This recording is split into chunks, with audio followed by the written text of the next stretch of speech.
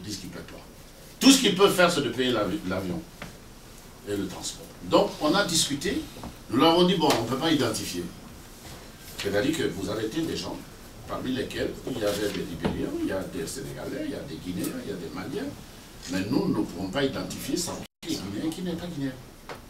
Et pour ça, il y a des gens spécialisés au ministère des Affaires étrangères et au ministère de la Sécurité qui peuvent vous aider à savoir qui est Guinéen et qui ne l'est pas. À un moment, ça marchait. Mais dès l'instant où ils ont été informés que nous ne sommes pas, que c'est à l'ambassade de délivrer les papiers, les données ont changé. Maintenant, ils ont mis la pression directement sur l'ambassade.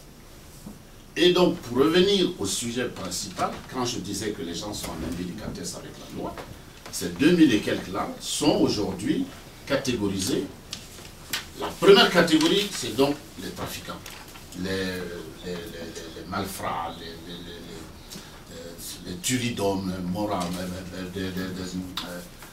comment on appelle ça, les gens qui sont dans la falsification des cartes de crédit et consorts. La deuxième, donc, sont ceux qui sont dans le séjour irrégulier, illégal. Parce qu'aujourd'hui, vous n'êtes pas sans savoir, je le disais tout à l'heure à l'ambassadeur, il y a des entrées maintenant ici où nos compatriotes souvent tentent de venir ici aux États-Unis. S'ils ne passent pas par Cuba, ils traversent toute l'Amérique latine pour venir jusqu'en Amazonie. Ils tentent du côté du Brésil pour aller jusqu'au Mexique. Ils rentrent par le Texas. Il n'y a pas de jour qui passe, à vous je vais le dire, sans que je ne reçoive dans mon courrier des notifications d'arrestation du Guinéen. Même demain, je vais en recevoir. Vendredi, j'en ai reçu. Si ce n'est pas 2, c'est 3. 3, 4. Ils les arrêtent, on les photographie, on leur attribue un matricule, on les met vite en tenue de prisonnier, on t'envoie le courrier. Et ceux-ci ne font, ces cas ne font que grossir les 2000 et quelques là qui sont enregistrés déjà. Donc, quand je parlais de la première catégorie, c'était les gens qui sont vraiment des criminels avérés, qui sont dans les morts d'hommes, qui sont dans donc, des vols à main armée, qui sont dans le trafic de drogue, qui sont dans l'association de malfaiteurs, qui sont dans les assos sexuels, donc des viols. Ça, c'est vraiment la première catégorie. La deuxième catégorie, c'est donc les gens en séjour irrégulier, qui sont pris parce que soit ils sont venus avec un visa de court séjour, ils ont dépassé la limite, donc ils sont restés aux États-Unis. Ils n'ont pas encore la légalisation, donc ils n'ont pas de papier. Dès l'instant où tu es dans cette catégorie, quand on t'arrête, tu seras versé dans la catégorie des arrêtés. La troisième, ce sont les demandeurs de légalisation de papier. Et parmi ces gens-là, vous avez des gens qui sont venus souvent en demandant de l'asile, en étant demandeurs d'asile politique, par exemple. Beaucoup. Malheureusement, les dossiers qu'ils ont constitués, ils sont pris par ces dossiers-là. Parce que les Américains, maintenant, refusent de légaliser, d'accepter. Et une fois que c'est refusé, tu es versé dans la catégorie des illégaux. Je ne sais pas si je me fais comprendre sur ce point-là. C'est-à-dire que X vient, mon conseiller Koïta, il vient, il est en séjour irrégulier, il est rentré aux États-Unis par un visa, par exemple, qui est en voie de validité, il constitue son dossier, il veut demander, par exemple, l'asile, il veut demander le papier pour rester. Les gens à l'immigration illégale, ils essaient de regarder, maintenant la tendance c'est quoi? Ce n'est pas d'accepter, mais c'est plutôt de dégager. Voilà le problème. C'est pourquoi faites attention maintenant en déposant vos dossiers. Parce que ces dossiers-là, vous serez rattrapés. Vous serez rattrapés. J'ai beaucoup de cas dans ce cadre-là. Beaucoup, malheureusement. Qui avaient postulé, mais qui aujourd'hui sont confrontés à cette réalité. Il y en a même qui ne savent pas que leur nom figure, mais ils vont les attraper un à un. Un à un. C'est comme ça qu'ils font. Ils ont des points de regroupement. Je sais que vers ici, il y a Fida, comme on le dit chez nous. Il y a Fox, la ville de Fox, York, pardon, de York, où la prison de York, où il y a beaucoup de Guinéens qui sont regroupés. On les prend dans les différents États, on les ramène là. Vous avez le Texas, vous avez la Louisiane, vous avez... Jusqu'en Louisiane. Oui, jusqu'en Louisiane. Jusqu'en Louisiane.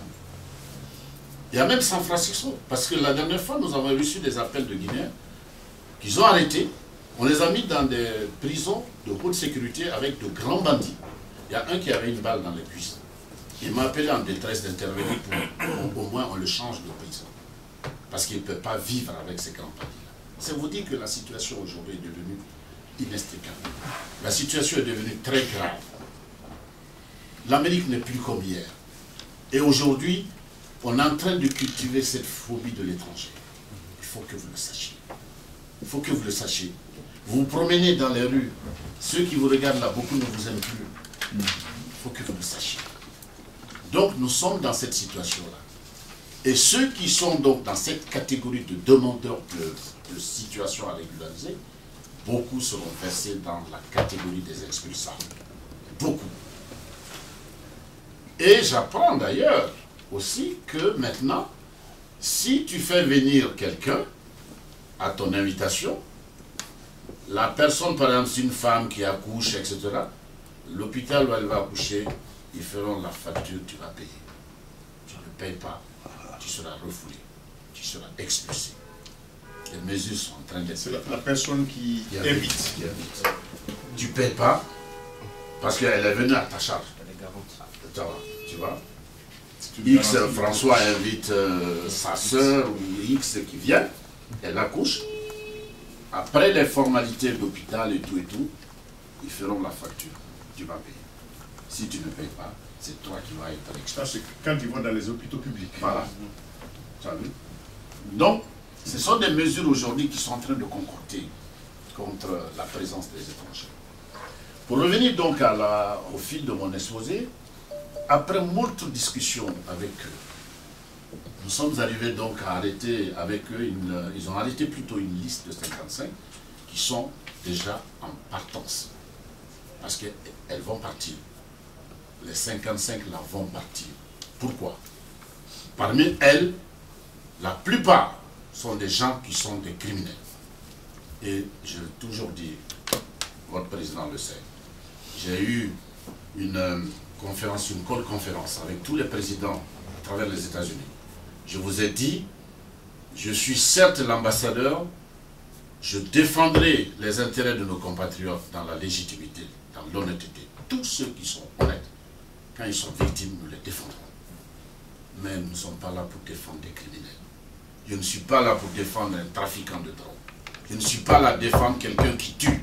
Je ne suis pas là, et ni moi, ni mon collègue, on ne peut pas vous défendre si vous êtes dans ces catégories-là.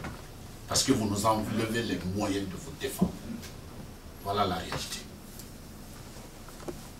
Et aujourd'hui, il se trouve que, après cette discussion, nous sommes donc arrivés à arrêter cette liste-là, des 55. Et pour arriver à l'accord, on a été mis devant le fait accompli. Il s'est trouvé que le président Trump venait de signer son executive order, donc le décret, qui stipule dans certaines de ces dispositions que les nombreux étrangers qui rentrent illégalement aux États-Unis et ceux qui restent au-delà du délai ou violent les conditions de leur visa constituent un risque sérieux pour la sécurité nationale et publique. Il s'agit particulièrement des étrangers qui se livrent à des activités criminelles aux États-Unis. Et on dit plus loin, des dizaines de milliers d'étrangers expulsables ont été libérés dans les villes, partout dans le pays, uniquement parce que leur pays d'origine refuse d'accepter leur rapatriement. Beaucoup de ces étrangers sont des criminels qui ont purgé des peines dans nos prisons fédérales, étatiques et locales. La présence de ces personnes aux États-Unis et les pratiques des pays étrangers qui refusent le rapatriement de leurs ressortissants sont criminels à l'intérêt national. Donc, c'est vous dire que c'est un problème très sérieux. Et plus loin, il est dit que les juridictions qui refuseront de se conformer à ces lois fédérales ne bénéficieront plus de fonds fédéraux, etc. etc. Sans compter qu'il faut s'assurer que les étrangers placés sous mandat d'expulsion soient rapidement expulsés des États-Unis. Voilà le contenu du décret du président Trump. Et dès que ce décret a été pris, on m'a reconvoqué au département d'État. Je suis venu, c'était un vendredi, ils m'ont dit, bon, mais avant ça, Ils avaient mis la pression, j'ai dit, bon écoutez, pour essayer de gagner un temps, laissez-moi aller au pays. Je vais aller prendre des instructions d'abord. Je suis allé en Guinée, où je suis resté un mois. Il est vrai que je n'avais vraiment pas de solution. Parce que personne ne pouvait défendre ces cas-là. Personne. Ni le président, personne. Ni moi-même. Personne. Nous sommes revenus, donc je suis revenu à Washington. Dès qu'ils ont appris que je suis arrivé, ils m'ont convoqué. Je suis venu. Ils m'ont dit, bon, monsieur l'ambassadeur, voilà, vous êtes venu, vous avez préparé le dossier. J'ai dit, bon, laissez-moi me consulter avec mes collègues, Bien. On m'a donné une semaine. Quand ils ont vu que rien ne venait, ils sont revenus à la charge. Et cette fois-ci, c'est le directeur Afrique qui m'a convoqué. Je suis arrivé, ils ont exposé. Vous avez l'exécutif order, voilà. Vous avez la liste des Guinéens à expulser, voilà. Et vous avez la décision, parce que votre pays est inscrit désormais dans la liste des pays non coopératifs. C'est-à-dire qu'ils ne veulent pas du rapatriement. La Guinée a été inscrite pour eux dans ce cas. Parce que jusque-là, nous avons cherché à gagner du temps, à chercher à défendre. Maintenant, quand on a atteint cette limite-là, j'avoue qu'on nous a enlevé tous les moyens possibles maintenant de défendre. Parce que, de deux choses l'une, vous acceptez que les 55 la partent, nous sommes prêts à enlever votre pays sur la liste des États non coopératifs, ou alors l'article 243 sera actionné et la Guinée va perdre l'attribution des visas. Tous les Guinéens, sans exception. Wow. Tous les Guinéens. Et tout type de visa. Y compris diplomatique. Y compris diplomatique, selon ça. Y compris diplomatique. Donc, personne. Et dites-vous bien que même les visas qui seront en fonction en ce moment, ils vont les bloquer. Comme ils l'ont fait la dernière fois ici à l'aéroport. Ils vont les bloquer. Bon, mettez-vous à notre place. Vous avez 55 personnes considérées comme criminelles. Vous avez le pays. Qu'est-ce qu'il faut choisir? Le pays. Voilà. L'ambassade est obligée donc d'accepter que les 55 la partent. Au moins pour sauver le pays. Parce que nous avons nos frères, nos soeurs, nos parents, nos responsables qui seront privés. Et ils ne pourront plus venir. Et même ceux qui avaient eu avant seront bloqués. Et ça, je crois que les conséquences seraient incommensurables. Mais ce n'est pas fini. Après les 55 encore, ils vont continuer, c'est sûr. Avant que je ne quitte Washington, j'ai entendu dire qu'il y a encore un autre contingent qui sont en train de regrouper. Donc c'est vous dire que l'heure est grave. Il y a franchement le feu à la maison. Il faut que vous vous réveilliez. Que vous acceptiez que nos compatriotes que vous connaissez, ce sont vos frères, ce sont vos sœurs, ce sont vos amis, ce sont vos parents. Il faut leur parler, qu'ils arrêtent et qu'ils respectent la loi du pays. Qu'ils essaient de rentrer dans les rangs et faire en sorte que maintenant les choses se passent de la façon la plus merveilleuse possible et qu'on ait moins de citoyens à rapatrier. Parce qu'aujourd'hui, les 2000 et quelques personnes qui sont ciblées par la justice américaine, dites-vous bien qu'ils vont planifier leur départ. Ils vont le faire. Ils vont le faire. Et ça ne fait qu'augmenter si vous n'arrêtez pas l'hémorragie. Parce que j'avoue que quand on t'appelle souvent, toi, ambassadeur, lui, moi, eux, on te met devant le fait accompli en te montrant, voilà ton citoyen, il a tué quelqu'un. Voilà ton citoyen, il a volé des cartes de crédit. Il les a falsifiées. Mais c'est honteux. C'est difficilement acceptable ça. Et quand tu dis, non, c'est ceci, mais écoutez, c'est votre compatriote. Mais il n'est pas américain. Il faut qu'il quitte. Et ils font aller comme ça là. Que tu es green card, que même si tu es passeport, si tu as la double nationalité, ils vont te frapper. Ça va venir. Donc je vous alerte. Restez dans les rangs. Respectez. On est tous conscients du fait que notre devoir, c'est de vous protéger. C'est d'être à vos côtés. C'est de faire en sorte que vraiment, ceux qui sont en prison soient mieux traités aussi. Parce que nous avons le contact régulier avec Homeland Security. Dieu merci, nous avons un point focal qui nous permet vraiment de connaître immédiatement ce qui se passe. La dernière fois ici, il y a un Guinéen dont tu le disais, sa maman n'avait pas ses nouvelles. On a retrouvé quelques références. Homeland Security a recherché, on l'a localisé dans une prison ici à New York. Et la femme est venue voir son fils. Elle est venue nous retrouver après à Washington. Mais le problème aussi, j'oublie un aspect. Nos compatriotes qui sont arrêtés, qui sont dans les prisons, beaucoup de nos parents, parce qu'ils arrivent à communiquer, beaucoup de nos parents, ils n'ont de l'ambassade d'appel. Moi je rentre de Conakry, il fallait voir chez vous. Ceux qui savent que leurs parents sont arrêtés, tous viennent à la maison. Je les comprends, c'est normal, parce qu'ils ne sont pas là-bas, ils ne sont pas ici. C'est nous qui sommes là, c'est à nous de leur donner des explications. Et quand ils parlent, c'est pour te dire, bon, vraiment il faut sauver mon enfant. Mais quand il est dans les mailles de la justice, moi je ne peux plus rien. Je ne peux que regarder les dossiers. S'il y a des cas vraiment défendables, on défend. La dernière fois, je l'ai dit, celui qui a giflé sa femme, je leur ai dit non. Ce n'est vraiment pas pour moi un motif de rapatrier quelqu'un. Ils ont arrêté un autre qui vendait dans son kiosque, je crois, des habits d'importation clandestine, contrefaçon. Ils ont dit il faut qu'il quitte. C'est un crime grave pour les États-Unis. Je reconnais, c'est un crime grave pour vous, mais chez nous, franchement parlant, c'est un motif mineur. On ne peut pas accepter ça. Donc il y a des cas comme ça. Ce qui fait que nous exigeons que tous les expulsables soient accompagnés de dossiers clairs.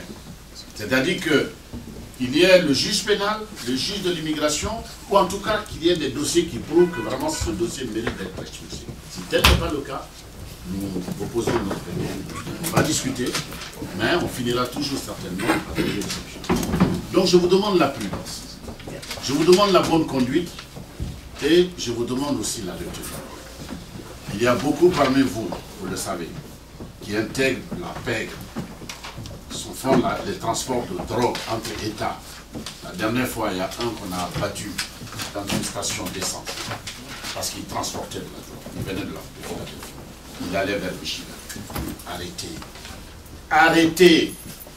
Si vous ne le faites pas, nous ne pouvons pas vous protéger. Et notre devoir, honnêtement parlant en tant que diplomate, c'est de vous protéger.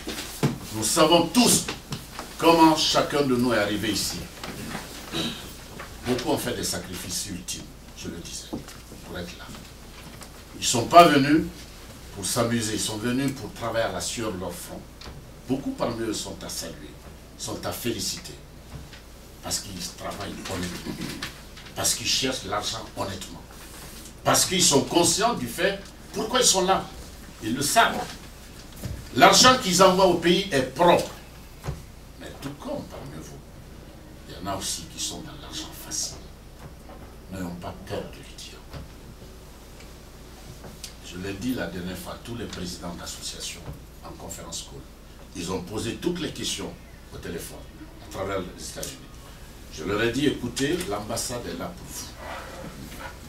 C'est pourquoi nous avons dit qu'il faut engager aussi le fait de pouvoir reconnaître nos compatriotes. Parce qu'avec ce qui s'est passé dans la sous-région, vous avez vu les réfugiés, des milliers de réfugiés sierra-léonais, libériens, ivoiriens qui sont venus en Guinée. Beaucoup ont profité pour prendre des dossiers, des documents de voyage guinéens. Vous avez des listes qu'on t'envoie, tu as des noms à consonance libérienne. Tu as des noms à consonance léonaise ou gambienne, etc. Si tu n'es pas vigilant, eh bien, on va t'envoyer des gens qui ne sont pas forcément natifs de ton territoire. Ce qui fait que, mais c'est très difficile, hein, très difficile. Parce que dès que tu dis non, lui il n'est pas guinéen. L'ambassadeur tout à l'heure m'a fait la remarque sur le nom.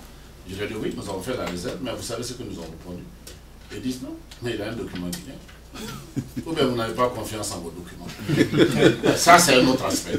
Parce que dès que tu dis, c'était Emmanuel comment? Emmanuel quelque chose. Oui, Néouili Emmanuel. C'est pas un non guinéen. Je leur ai dit, non, écoutez, ça c'est pas un guinéen, on ne peut pas. Non, ça c'est hors de question. Très bien, c'est vrai. Mais il a un document guinéen. Ou bien vos documents ne sont pas exacts. Donc ceux qui sont détenteurs de documents guinéens là, c'est de faux. Voilà la réalité du problème. Voilà la réalité auquel nous sommes confrontés. Les réalités auxquelles nous sommes confrontés. pour être un peu moins long, parce que je suis un bavard, je voudrais vraiment vous inviter, encore une fois, en compagnie de mon collègue, vous inviter à la sagesse, à nous aider dans le travail de protection. Vous êtes tous des ambassadeurs du Guinée. Nous ne sommes pas les seuls, hein, lui et moi, les diplomates. Parce que ce que vous ne savez pas, vous arrivez dans n'importe quel État américain, vous commettez un crime, on ne dira pas qu'il est sous Peul ou Maléké ou machin, hein. On dira c'est un Guinéen. Ça commence par ça d'abord. C'est un Guinéen. Reconnaissons-nous dans notre pays. La Guinée d'abord. Battons-nous pour ça. Et l'emblème là, vous avez le devoir de le défendre. Et vous devez le défendre en tant que Guinéen. Si vous ne le faites pas, vous aurez failli à votre devoir. Et si vous laissez vos frères et sœurs continuer dans les actes répréhensibles, des actes criminels, vous aurez failli aussi à votre devoir. Parce que c'est vous qui le faites venir. Il ne faut pas oublier. On le sait, entre nous ici, on est entre Guinéens. Nous le savons. Quand un vient, il appelle l'autre. Ainsi de suite. C'est comme ça. Mais quand cela se passe, faites en sorte alors que ceux qui viennent soient corrects. Comme vous l'avez été certainement. J'ai commencé par ça. Je salue, ou nous saluons, la bravoure, l'exactitude, l'engagement et la volonté de pas mal parmi vous qui se battent pour le pays, pour leur famille, pour leurs enfants. Nous nous associons à vous pour défendre cet intérêt-là. Mais aidez-nous. Aidez-nous. Aidez-nous. Envoyez des messages partout. Vous qui êtes les représentants des communautés, parlez à vos associations. Faites des rencontres. Expliquez-leur. Les enjeux aujourd'hui aux États-Unis ont changé. Le rêve américain va se briser à cette allure-là si vous ne vous levez pas. Voilà un peu ce que nous sommes venus en compagnie de mon collègue pour dire. Et pour cela, je crois que les imams et les sages ont un rôle prépondérant à jouer dans ce cadre-là. Je crois en leur sincérité, en leur sagesse. Je crois que dans les sermons et autres, les conseils que vous donnez dans les mosquées, essayez d'aller sur des thèmes comme ça, sensibiliser. Ça va être un moyen pour nous de lutter contre cette criminalité grandissante au sein de la communauté. Les journalistes, je l'ai été, j'ai été journaliste. Je sais que vous avez un rôle prépondérant à jouer, parce que vous êtes des faiseurs d'opinion. Si vous vous levez, vous faites des émissions, des débats sur ces aspects-là, c'est sûr et certain que le message va porter. Mais si vous démissionnez, vous laissez faire, vous aurez contribué, volontairement ou involontairement, à aggraver la situation.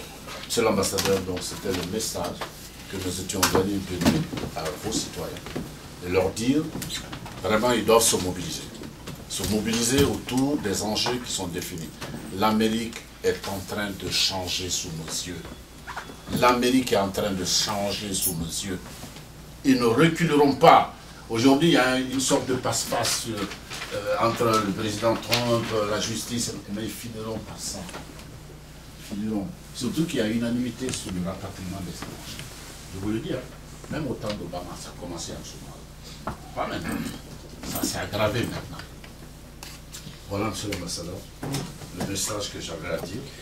Et leur dire que nous sommes à votre disposition. Si vous avez des questions à poser demain, à l'issue de cette rencontre, ou vous avez des inquiétudes, nous sommes à votre disposition, à travers votre président, votre bureau, à travers le téléphone, à travers l'ambassadeur ici.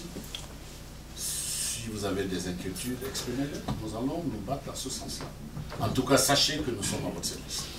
Nous avons été commis par ça et pour ça. Et j'ai discuté longuement sur la question avec le président de la République la dernière fois qu'on a écrit. Et l'instruction que j'ai reçue de lui, fait tout pour qu'aucun Guinéen ne soit opprimé. C'était son terme. Fait tout qu'aucun Guinéen ne soit opprimé dans ses droits. Maintenant, il y a un autre aspect que j'allais oublier, excusez-moi. Ceux qu'on va expulser là, il y a un autre problème très grave. C'est là où tu as le cœur serré. Ces gens-là, beaucoup parmi eux ne savent pas jusque-là qu'ils vont être expulsés. Ils vont aller les chercher dans leur famille, les séparer de leurs femmes, de leurs enfants. Et ces gens-là vont se retrouver dans l'avion en laissant leur épouse et leurs enfants ici sur le territoire américain. Qu'est-ce qu'ils vont devenir? Que vont-ils devenir? Que vont-ils devenir, ces enfants? Alors qu'ils sont nés américains. Voilà un autre aspect social qui est très grave. J'ai dit ça la dernière fois au département d'État. Vous savez comment ils m'ont répondu? Monsieur l'ambassadeur, c'est pas notre... Nous ne sommes pas préoccupés par ça. Il y a de l'assistance sociale, donc à s'adresser à ces gens-là. C'est comme ça qu'on a répondu. Et je dis, mais et celui qui a des biens? Parce que vous avez des gens parmi ces 55 ou des gens qui vont être expulsés, qui ont des propriétés, qui sont propriétaires de bâtiments, qui sont propriétaires d'affaires. Comment ils vont devenir? On verra ça plus tard. Voilà comment. Il y a des avocats, des machins, c'est comme ça. Aujourd'hui, les thèmes de la discussion ont vraiment changé. Ce n'est plus en termes d'égal-égal, ce n'est plus ça.